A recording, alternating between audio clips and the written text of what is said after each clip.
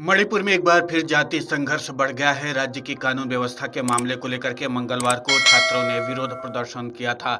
छात्रों के प्रदर्शन के बाद राज्यपाल असम रवाना हो गए हैं। विश्वविद्यालय की परीक्षाएं स्थगित कर दी गई हैं।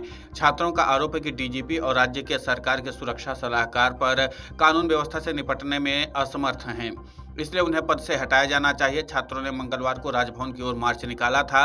इस दौरान सुरक्षा बलों से उनकी झड़प भी हुई थी। अब मणिपुर विश्वविद्यालय ने अगले आदेश तक पीजी और यूजी की परीक्षाएं स्थगित कर दी हैं। मंगलवार को राजभवन के पास हुए संघर्ष में 55 से अधिक छात्रों और सुरक्षा कर्मियों को मामूली सी चोटें आई थीं। केंद्र सरकार ने मणिपुर में असम राइफल्स की 2 बटालियन को वापस बुलाया तो अगले ही दिन सीआरपीएफ की 2 बटालियनें वहां भेज दी गई।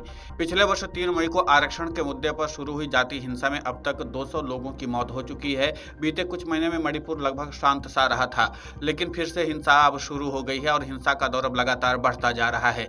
चिंता की बात है कि हमलों के लिए ऐसे हथियार इस्तेमाल किए जा रहे हैं जो युद्ध के दौरान उपयोग में आते हैं। सवाल है कि आखिर ऐसे हथियार अराजक तत्वों के पास पहुंच कैसे रहे हैं। सवाल यह भी है कि इतनी भारी संख्या में सुरक्षा बलों की मौजूदगी के बावजूद स्थिति नियंत्रण में क्यों नहीं आ रही है।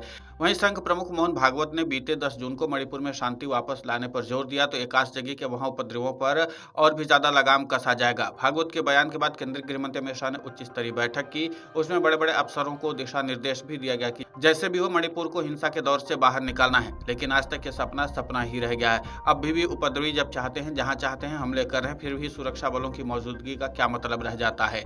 मणिपुर एक बॉर्डर स्टेट है, इसलिए चुनौतियां थोड़ी गंभीर तो हैं।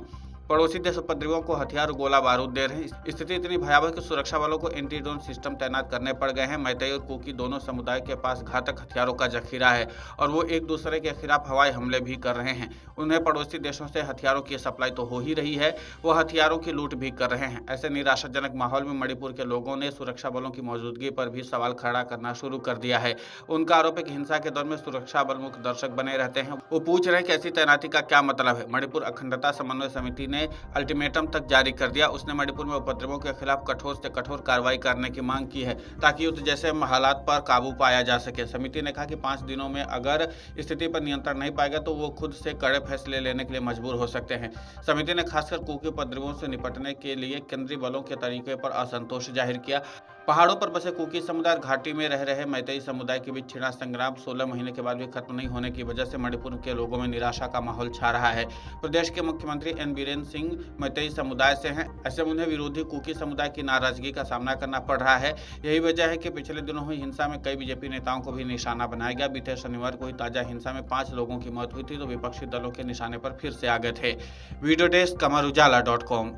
अगर आप ये वीडियो YouTube पर देख रहे हैं तो हमारे चैनल को सब्सक्राइब करें और बेल आइकन को दबाना ना भूलें। अगर आप Facebook पर ये वीडियो देख रहे हैं तो हमारे पेज को लाइक करें।